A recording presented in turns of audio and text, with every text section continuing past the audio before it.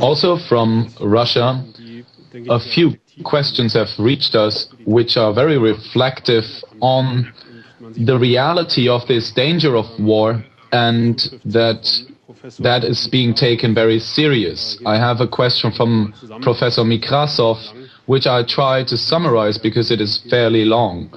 He is a member of the public chamber in the region Svarilovsk, where the capital Yekaterinburg is pretty famous. He's also a member of the S9 Society, which is the Society of Knowledge. He has a question to Mrs. Zepp-LaRouche, whom he honors very much. He says there is a wave of in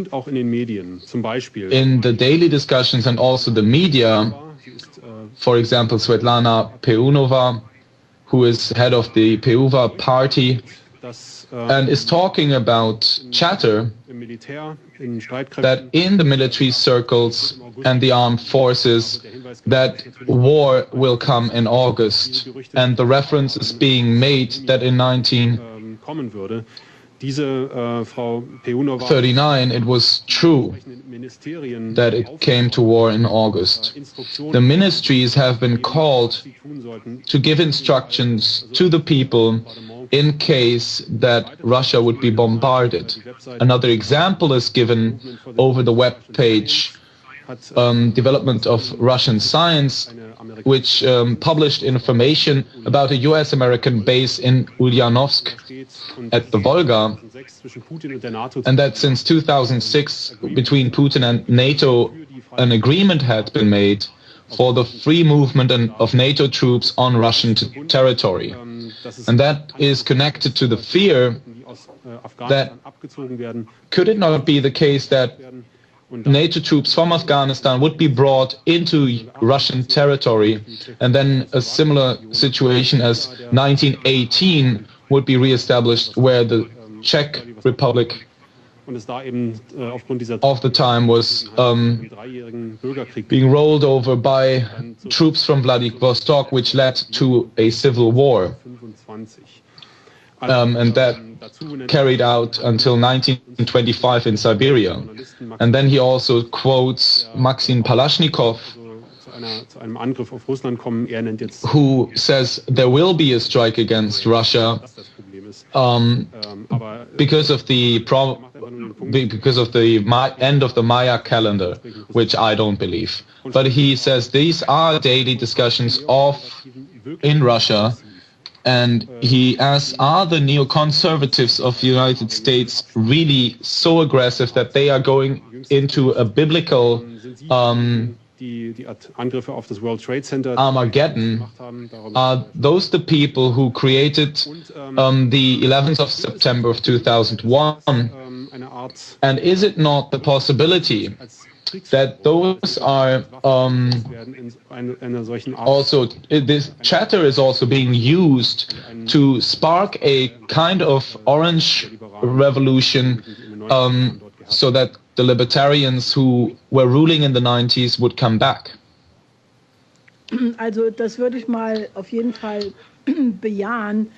Well, I would agree to this. Im Fall von im Irakkrieg. Talking about the Iraq War,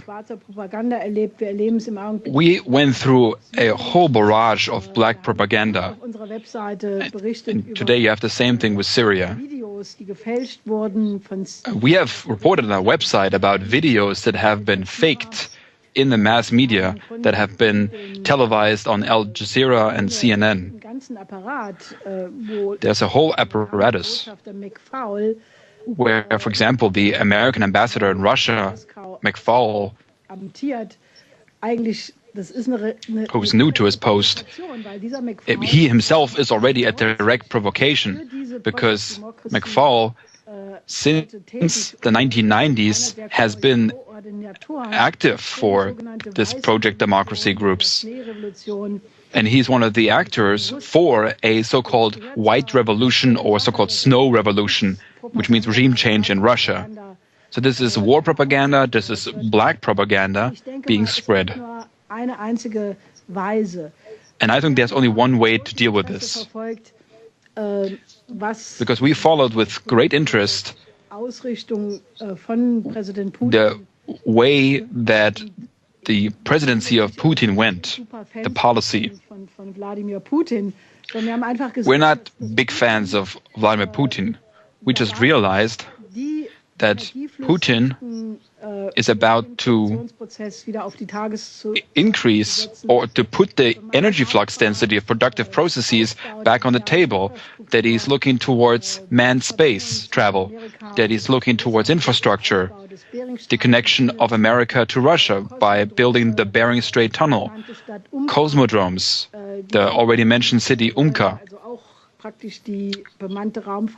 And then you also got the Chinese who want to further manned spaceflight.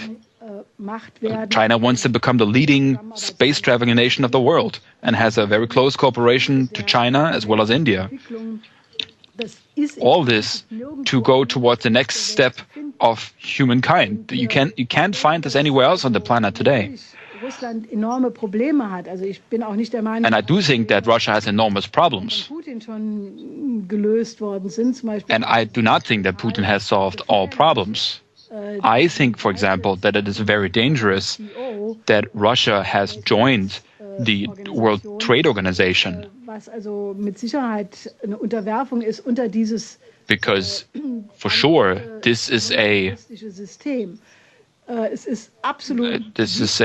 succumb to this pressure of this bankrupt system.